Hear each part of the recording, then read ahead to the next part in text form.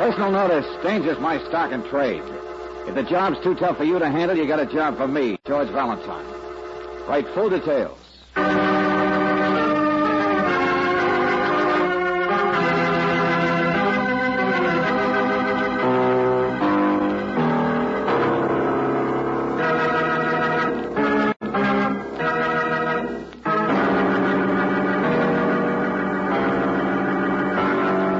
Standard Oil Company of California, on behalf of independent Chevron gas stations and standard stations throughout the West, invites you to Let George Do It.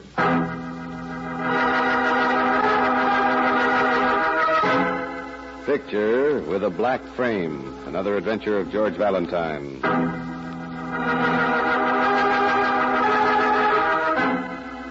Dear Mr. Valentine, here is the opportunity of a lifetime. And this is not an advertisement. You probably have had your eye on a beautiful new car that you've always wanted. Or there's some high dramatic blonde that you've never quite been able to afford. Or maybe it's just a trip to Europe that you'd like to have. Well, my friend, you're going to have them all. Yes, sir, each and every one. Or whatever else you'd like to purchase with the biggest chunk of lettuce you ever saw. That lettuce is going to be yours, Mr. Valentine. You can just take your murder cases and stack them in the closet when you've heard what I've got to say. Because, Valentine, I got a proposition with bells on it. Bells that ring.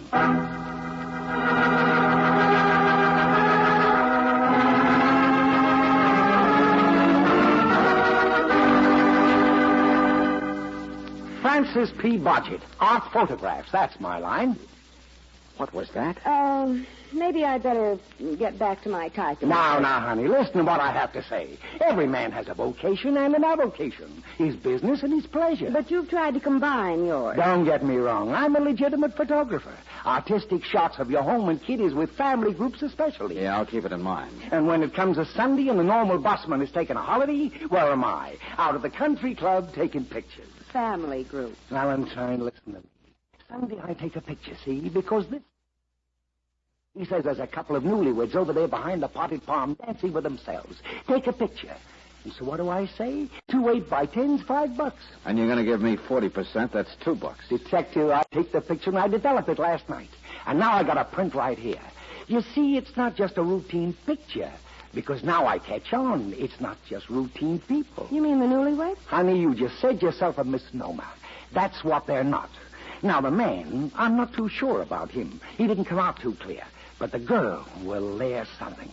Of course, the photograph doesn't convey the pearls by Cartier, the dress like eiderdown, or perfume... Why don't you please stop talking and say something? Tonomaker. That's something, isn't it? Tonomaker? Like in the Blue Book, honey. Like in stocks and bonds. Like in the biggest marble palace with millions and millions and millions. The girl's a tonomaker. Now you get me? Yes. Yes, I think I'm finally beginning Or to. at least she is going to be shortly. And that's the point. Her name is Lydia, and she's going to marry Whitley Tonomaker. She's staying out of their place now, according to the society page. Oh, it's an understatement to say that little Lydia was displeased when I slapped this photo of her. So intimate with somebody else. Displeased. She practically chased me a mile before I got away. There, honey, now I can see the light of understanding on your lovely face. You certainly do. It's blackmail. That's what your picture is. Just something to blackmail somebody named Lydia with. No, don't get Victorian on me. Sure, Brooksie. Let's hear the rest of it. But, George... No, I'm always interested in a good proposition. Where do I fit in? Every man has his limitations. This marble Tonomaker palace isn't so easy to crash. And in my case, well, I could maybe use a little more polish or respectability. You say that again. You want me to front for the job, is that it? You've driven the nail clear through the board. That's it. Well, come on, partner. Let's see the picture. Well, I do have it right here. Yeah, but that's only the print. Where's the negative? Not so fast. My place is down at the Bedford. You didn't bring it, huh? Well, okay, hold up the print. I can't see it. But first, we got to work out an agreement. Get away from there. Oh, let me see it. I won't. No, not until you've agreed to it. Look out. Hey, you're that's an carrying open it. window, Buster. There. Scatter to the birds. All right. So you tear it up and throw it out. You shouldn't be so grabby, partner. Why don't you cool off? I'm with you. Now, suppose you tell me who asked you to take that picture in the first place, huh? Maybe I'm wrong. Maybe you're not the type to confide in. You're right, friend. I'm more the type for... Hey, cut it out. Now, don't. Now, get out of here, you two-type thin type. All right, so I'm wrong. Lay off! Lay off! Well, what a nice character. Yeah. Brooksie, I think I'd better trot over and crash that Tonamaker Palace. This girl, Lydia, may need a little warning. With that thing loose, I'll say she does. Wait till I get my hat. You're not going, just me. But You've got a Dick- job picking up the pieces of that photograph down on the street, Angel. Happy jigsaw.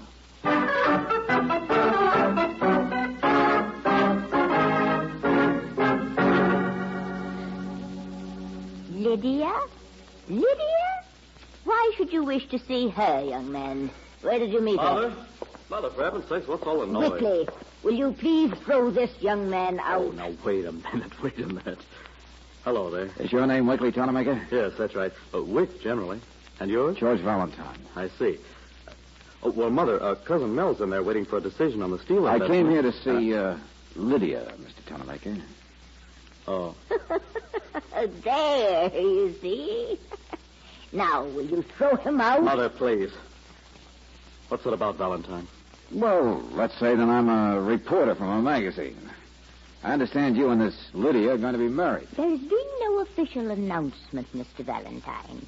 I've already warned the society editors to say nothing about this. Yes, we're going to be married in the next couple of weeks, maybe. What about it? Well, several things. For instance, Lydia what? I don't even have a full name yet. It's Tonamaker. It's what? That's right, Tonamaker, just like my name.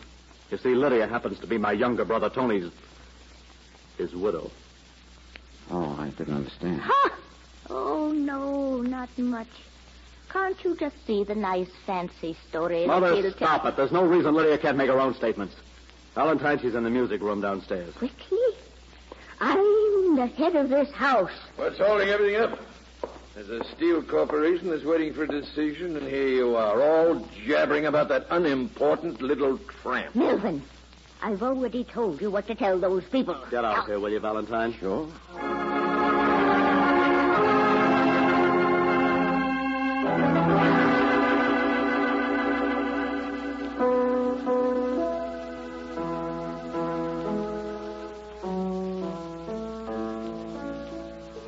Quite a place, isn't it, Mr. Valentine? No bars on the windows, of course. Yeah. You're certain there isn't a chaperone listening in? Oh, this is my free time. We're quite alone. I assure you, I was also alone last Sunday. I wasn't at any country clubs having my picture taken. Mm-hmm. You weren't, huh? No. All right, Mrs. Tonamaker. The name's Lydia. You don't believe me, do you? Very well. What difference does it make? Look here, Lydia. I You didn't... came to warn me, and I appreciate it. Mr. Valentine, do you know that I was never in this crazy place until a month ago? But I thought you were formally married I was to... married to Tony, but that was all in the East because Tony was the black sheep of the family. That was also several years ago. Tony died in 1947. Oh, I see. I loved Tony. I never met his family. They'd practically disowned each other. I probably never would have met them except that, well, his brother Wickley came back east on business. And he was very nice to me, very thoughtful and, Well, one thing led to another. don't be nasty. Wick's a wonderful person. He just made the wrong choice in me, that's all. Look, clear it up, will you? I'm a tramp, Mr. Valentine. And instead of the Tonamaker tribe being burned once, it should happen twice. They don't approve of you?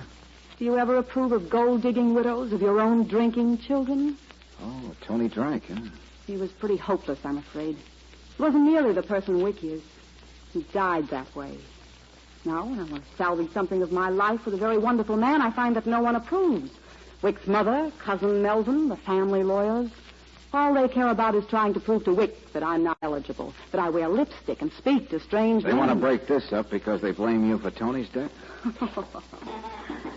You understate it so badly, Mr. Valentine. You see, I murdered Tony. You what? Yes. Yes, indeed. Sure, I poured him full of drinks and pushed his car over a cliff. Of course, the police could never prove it. I was much too clever for that. Now, look, lady, will you... But the motive was all there. It was money. Tony's piddling little trust fund. I'm the little tramp who broke into the palace grounds by marrying the black sheep. But once I'm through the Tonamaker fence, of course I have to get rid of the little one and go for the big one. Wickley, no less, the head of the family, the richest of them all. The one who builds the trust fund. Don't stop doodling on that thing, will you? So that's what they think. And it wouldn't make any difference if you happen to love Wick now, I suppose. Do I? Mr. Valentine, at this point, I'm really not sure that I care what any of the Tonamakers tried. No. You don't care, do you? Like you don't care that Wick's not the head of the family. He'll stand up to them. I know he will. His old crone of a mother and his nasty-minded cousin. Will he if it turns out you're running around with somebody else? If we're ever found out that a picture was taken of you for blackmail purposes? Now, come on. Who were you with last Sunday? For the last time, I tell you, nobody. Only, I am upset. I'm worried stiff. I received a telephone call this morning. A man's voice said I should come to room 12 at a place called the Bedford. The Bedford? Yeah. Hey, wait a minute. That's where Bodgett said his place was. Bodgett? Yeah, the photographer I told you about. Go on, what else? Oh, that's all. Just that it was important and I should be there alone. Only I'm afraid to. I thought it must be some kind of blackmail. I'd certainly be willing to pay to keep anything from poor Wick. Only I don't know what it is they could have. Really, I don't. But you'd like to find out, wouldn't you? Yeah. Because you think it's probably a frame. Well, okay, Lydia, let's find out. Let's walk right into it, see what the picture is. Oh, Mr. Valentine, thanks. Come on. Leave your car so they'll think we're still here. I'll take one of theirs. I can drive.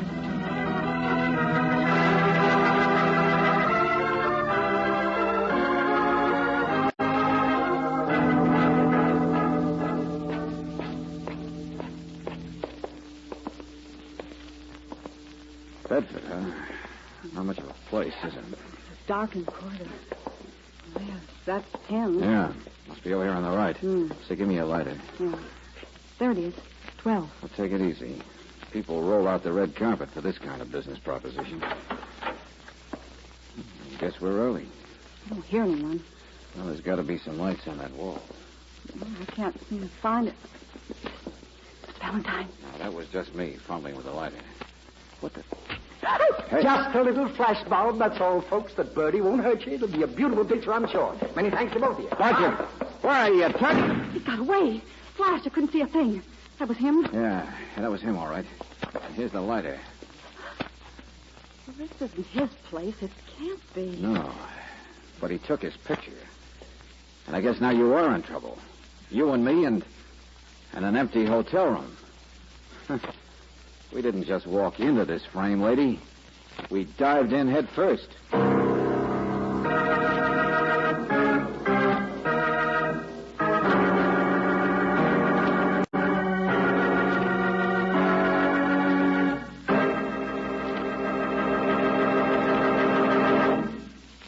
We'll return to tonight's adventure of George Valentine in just a moment.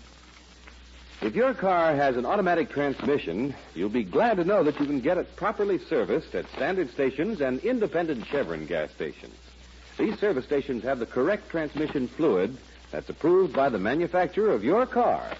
Equally important, the men here are specially trained in the care of an automatic transmission.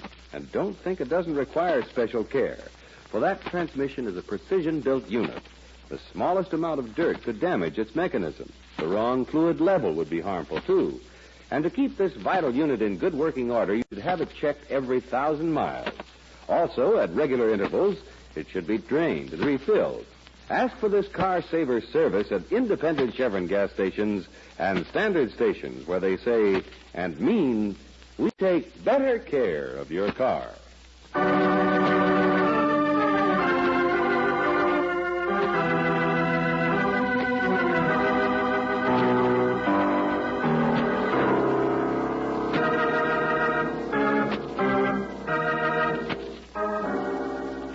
Now, back to tonight's adventure of George Valentine.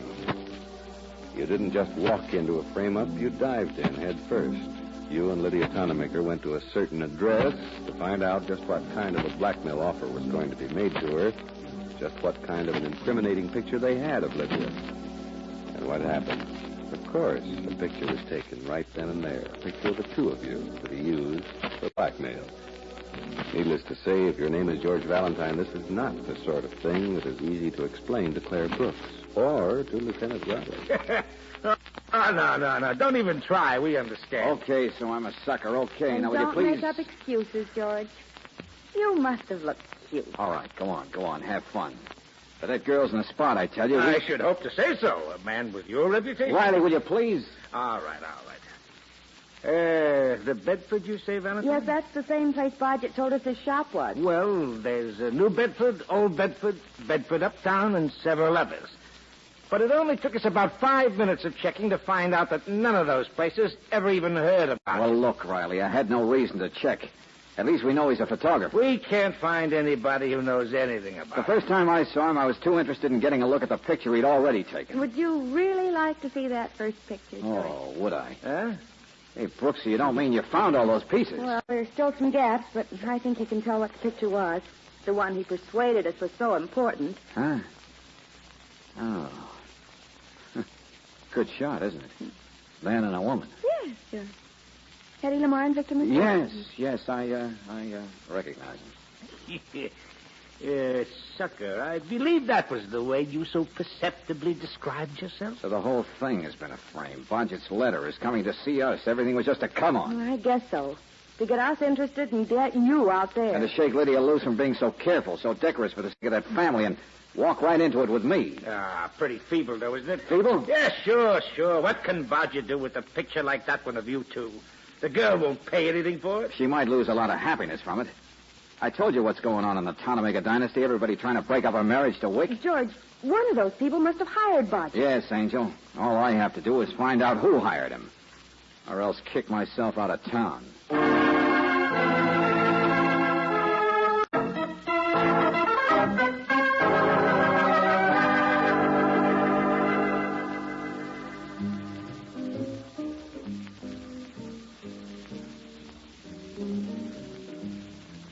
You weren't so easy to locate, Lydia. Oh, the Valentine. Have one of these.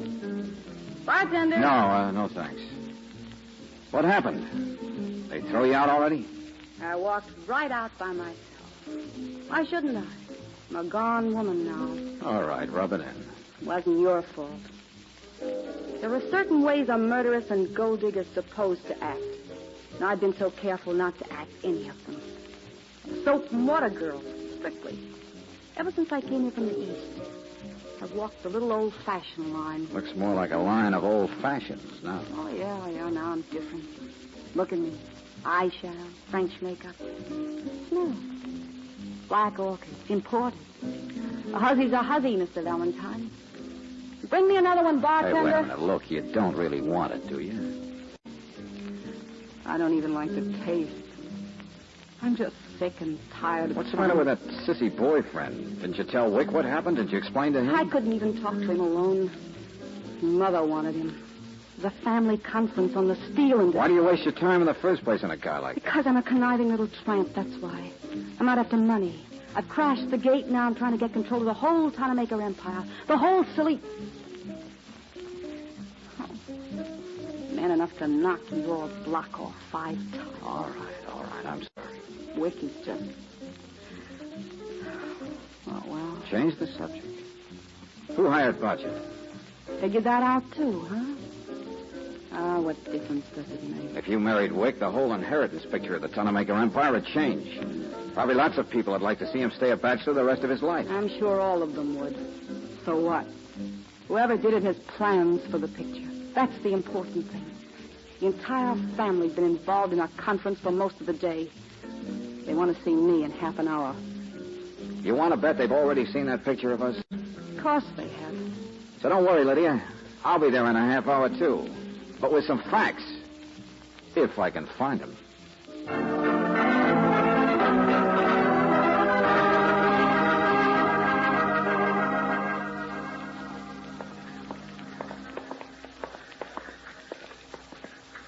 Hi, Sergeant. Can you tell me? Hey, Riley. Oh, hello, Valentine. Say, I sent the Tonamakers the picture. Did you see it? What are you talking about? George, Lieutenant Riley found the picture, the one of you and Lydia. Yeah? He sent it out to the Tonamaker house. You did what, Riley? Why? Give here, Valentine. Right in here. You bet I did, friend. This isn't just a little photo game anymore. I wanted to start the explosion. Here. Here he is. Look. Bodgett. That's right, my friend. We found him all right for you. Dead. Where? The alley near the Tanamaker place. Shot 3 times with a .32. A print of the picture was crumpled up in his pocket. Still wet. So the little hired tintype had to be moved out of the way, huh? All right, Rowdy, come on. Huh? Come on where? You're going to be a character witness to take off my frame. Only it won't be in a hurry to tell the good people about the Black Border.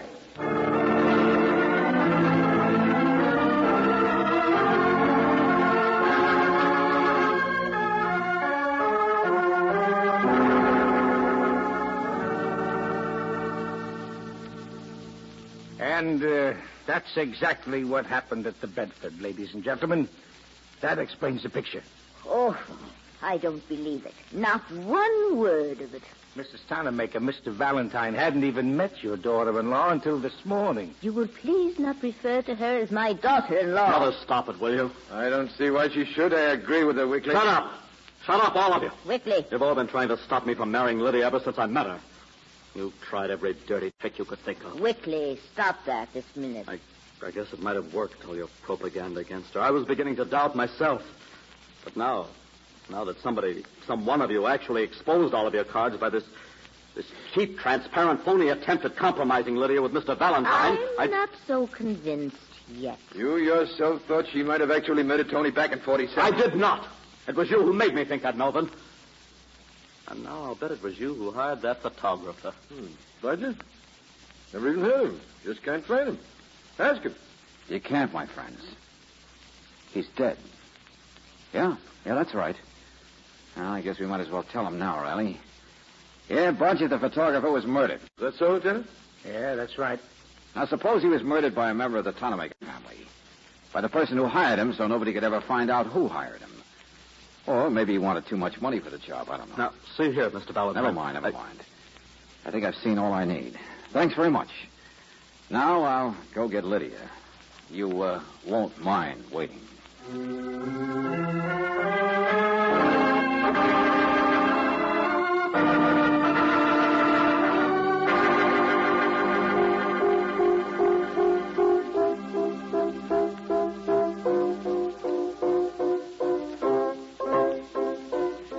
You got called plenty of names by the others, Lydia. Gold digger? Murderers? Oh, sure. The works. Told you Wickley was a man. He'd stand up. Go on playing, will you, Lydia? Lydia, whoever hired Budget did a crazy thing. Or at least I thought so at first. He picked me. What? Now, why pick me for a patsy? To be framed in that picture with you. Well, you see, I finally caught on. They needed somebody who'd be able to break past the guard in this crazy house. Somebody who'd be stubborn enough to get sore after it all happened and then, like I just did, come up to tell them all off. Explain just what a transparent, cheap attempt it was. Why? You wanted the picture to be convincing. You were trying to keep Wickley from marrying the little tramp. Lydia, when they called you all those names, gold digger, murderess, you know what I said? What, Mr. Valentine? I said nothing. What's that? I didn't agree because I saw it all so clearly, Lydia. Why the picture frame-up had to be arranged so transparently. Because timid little Wickley had to see right through it. He wouldn't let his dirty old family do a thing like that, no sirree. And would he ever believe that one of them hadn't hired Budget? Not in a million years. He'd just defy everybody, including his own better judgment, and marry you. I just completely don't understand. You hired Budget, sister. You said you'd never seen the little man before. You also told me you hadn't been wearing perfume since you came to live with the stuffy Tanamakers. And yet he knew enough about you to mention that your perfume had something to do with orchids. And it does. Black orchids. All the ridiculous Where'd you know him? things. New York? Did he by any chance help you get rid of the first Tanamaker back in 1947? Just like all the rest of them. I didn't kill Tony. I don't even care whether you did. But you killed Budget, didn't you? You had to, I suppose. The guy who knew that much about you. No, I didn't. Because you arranged the frame, sister. No doubt about that. In this town, there's a New Bedford, Old Bedford, Bedford Uptown. And yet somehow you drove us straight to the right one. Sure, you and Budget had already picked it. So of course you knew where to go. Stop it. And no, you're the one who benefits. No. Crash the gates, marry another Tanamaker. Wait. Well, it's a closed clan, Lydia. No. Yeah, they hold conferences all day. And so they all end up with alibis for Budget's murder. And where does that leave you? Please, Out wandering around alone. Oh, you don't, sister. Get away from there. Get away from that purse. Let go of me. Let go of me, you ugly, flat-footed beast. I know. Go ahead. Call me names like you call yourself. Best way to look innocent is to walk right into it. Kid about your own guilt. Well, you walked into it this time, Lydia. But good.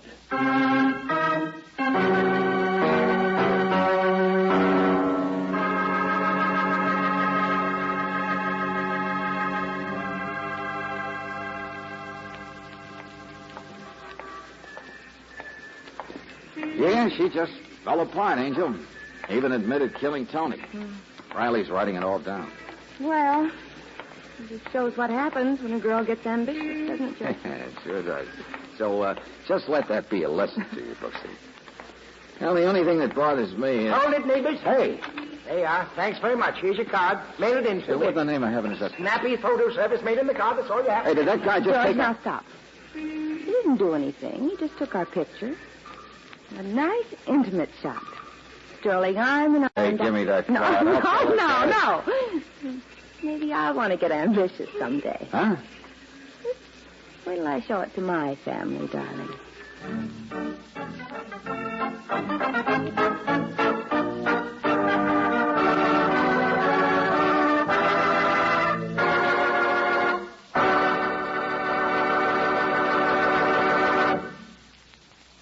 What makes a car grow old? What makes it lose its pep and power? Well, one of the biggest threats to your car's youth is gum.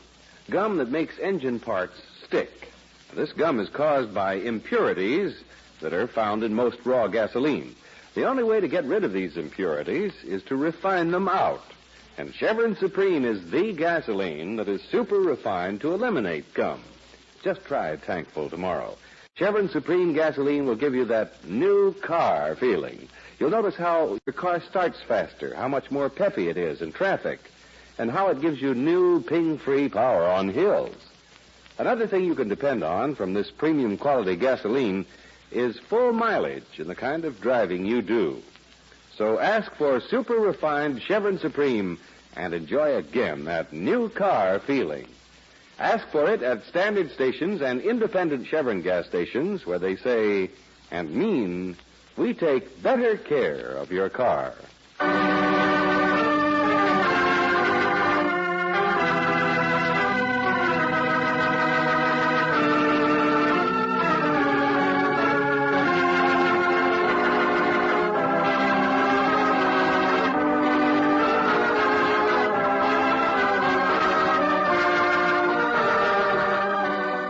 Tonight's adventure of George Valentine has been brought to you by Standard Oil Company of California on behalf of independent Chevron gas stations and standard stations throughout the West.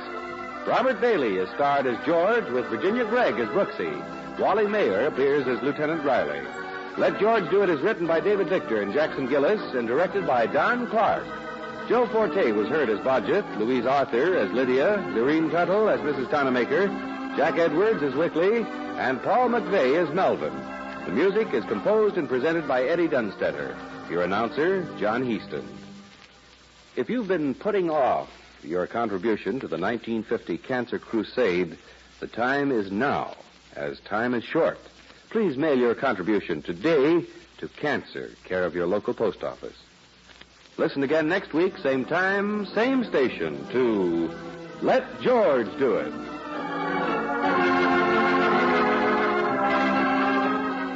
This is the Mutual Don Lee Broadcasting System.